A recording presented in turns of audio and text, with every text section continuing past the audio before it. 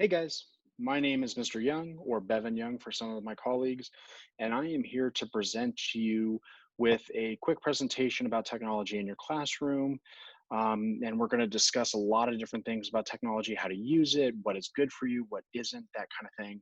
So let me start off by sharing my screen and we can get to the presentation. So here we go. We have technology in the classroom presented by Bevan Young. This is for TEC 520, and today is the 28th of October 2020. So with that, our agenda today is we're going to have an overview of technology. What is technology? Technology in the classroom, distractions in technology, how to prevent distractions in technology, how to use technology in the classroom, and knowing which form of technology is best for you. Overview of technology. With that, what is technology in terms of education and in the classroom? Well, technology is different to everyone, but it can range from simply using a projector in your classroom to display concepts or lessons, to using a computer-based program such as Zoom or Seesaw to help you get your concepts across to your students as well. Technology in the classroom can be defined as any tool used by a teacher to help convey the concept or lesson being presented in class. And this was done by Neer in 2014.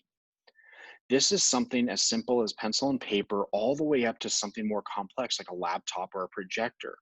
I will go into more detail about specific technologies later on in the presentation, but went past too far. There we go. This presentation will give you ideas on how to utilize the technology available to you to improve your conducting of lessons and the education of your students. Some technology like a marker and whiteboard has been available for more than 20 years. Other technology available to us, such as Zoom or Seesaw, is a relatively new and exciting tool for us to use. Regardless of your preference, the presentation will help you make the most of what you have.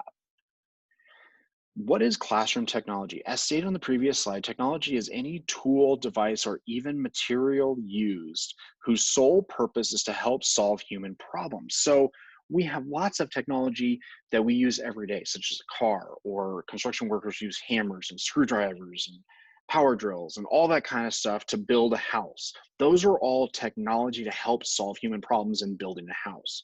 In the classroom, we have a lot of different technologies that we can use to help present our lessons and get it across to our students.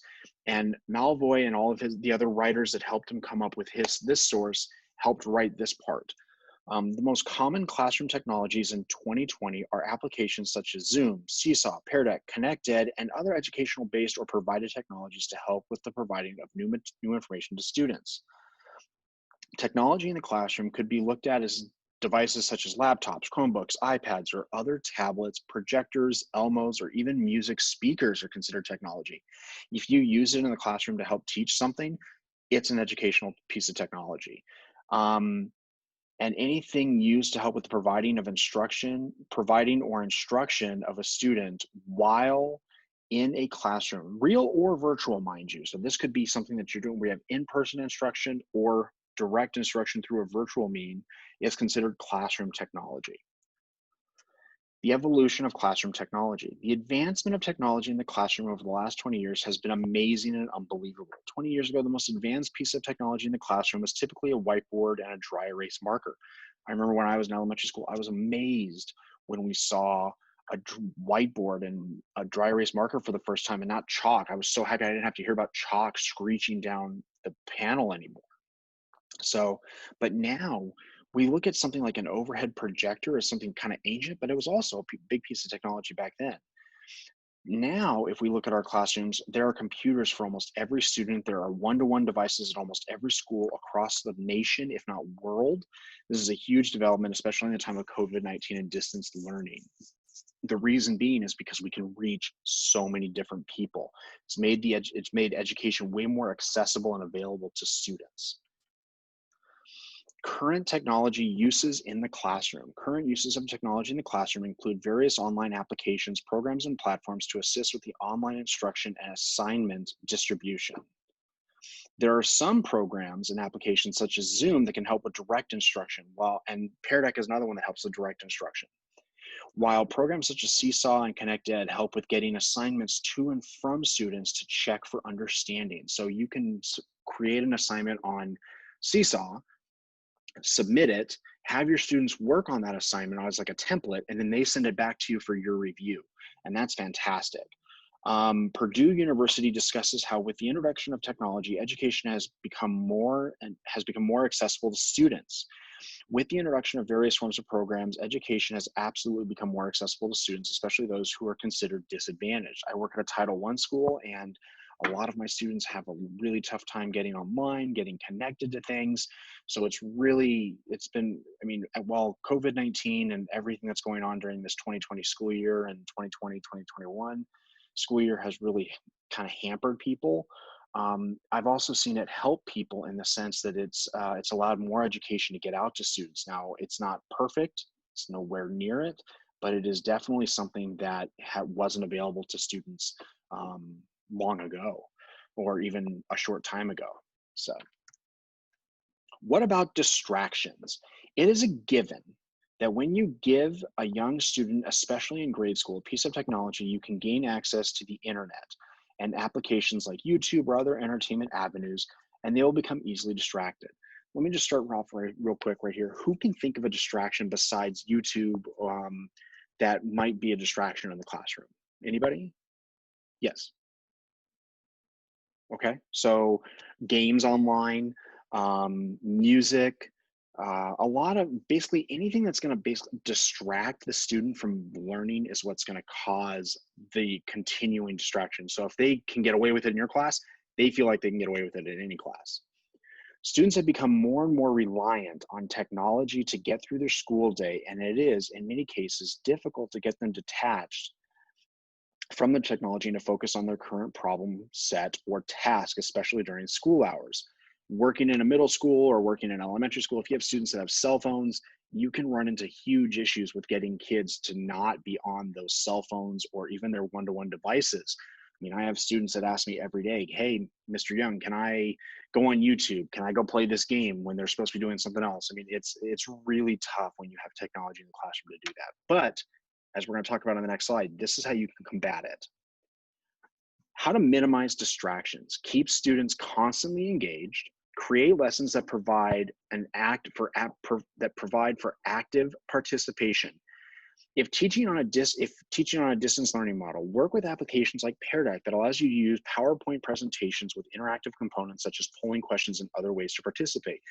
Pear Deck is great. You basically upload your presentation to Google, it turns it into Google Slides, then Pear Deck takes it and you can create different slides where the kids draw their answers, write their answers, type their answers, put in numbers, that kind of thing. It's really, really fun. Schools should only be using technology in the classroom if the lesson or concepts ask for it. No cell phones, no tablets, nothing. We want the students to be focused on what's in front of them, not what's behind them or what's below their eye level. So teachers should set the example by not using their personal or work technology during lessons or direct instruction. So this is really important. Lead by example. And above all, teachers should be the reason that students are engaged. If you create a sustainable and fun lesson for your students to learn from, you will have fewer distracted students. It won't be perfect, mind you. It's never going to be perfect, but you can do it. How to use technology in the classroom. There are many different ways to utilize technology in your classroom, as discussed in previous slides. Technology can range from pencil and paper to laptop projector. The main thing we have to remember is to use technology not only for our benefit as the teacher, but mainly for the benefit of our students. Take a moment, look around your classroom. What is available to use to help enhance and promote learning? Do you have a whiteboard and a marker? What about a computer and a projector? Both are totally different methods of use, and both are very much both are very much technologies we can utilize to teach our students. Is there something you wish that you wish you had, but you don't? What is it? How could you use it to benefit your lessons and help influence learning development in you and your students especially? Who can think of something they wish they had? Yeah, I mean, a big overhead projector, a Blu-ray player. I mean, lots of things you can use to help utilize that information. Which is best for you? Everyone is going to have different programs or technologies that work best for them. So which is best for you?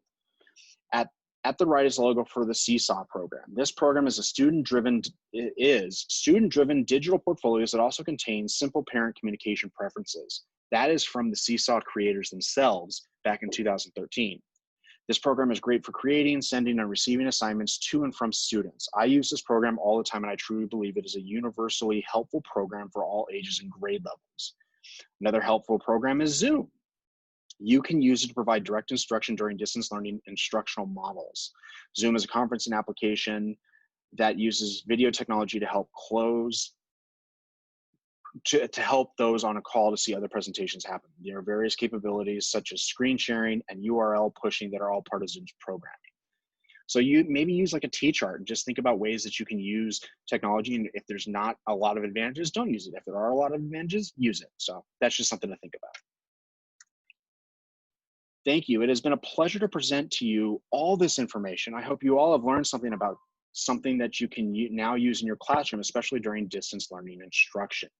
So take what I've presented here and use it for your benefit in the future. If you have any questions, feel free to follow up with me.